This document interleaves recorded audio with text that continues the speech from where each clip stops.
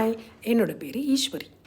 இதுதான் என்னோட first video YouTube சேனலில். நான் பாஸ்ட் 6 இயர்ஸாக ஆன்லைனில் ஹிந்தி கிளாஸ் எடுத்துகிட்ருக்கேன். இப்போது யூடியூப்பில் நம்ம ஹிந்தி படிக்கலாம். ஏலே மக்கா வாங்க ஹிந்தி படிக்கலாம்.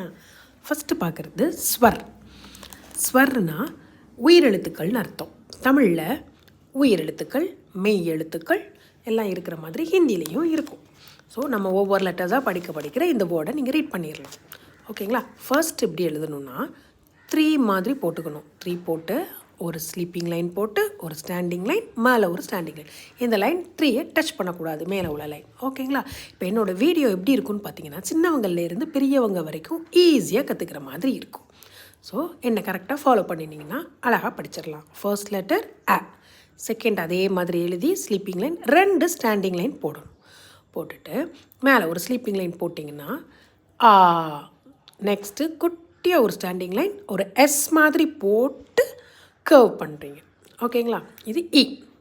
இதோட ஃப்ரெண்டு அதே மாதிரி இருக்கும் ஈ, ஒரு குட்டி ஹூக்கில் போட்டு முடிக்கணும். ஸோ அ ஆ இ ஈ. ஓகேங்களா? நெக்ஸ்ட்டு ஊ, தென் ஊ.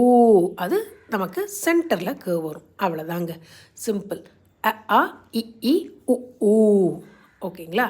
ஸோ பிடிச்சிருந்துச்சுன்னா வீடியோக்கு லைக் பண்ணுங்கள், ஷேர் பண்ணுங்கள், சப்ஸ்கிரைப் பண்ணுங்கள், பெல் ஐக்கனை தட்டி விடுங்க. தேங்க்யூ.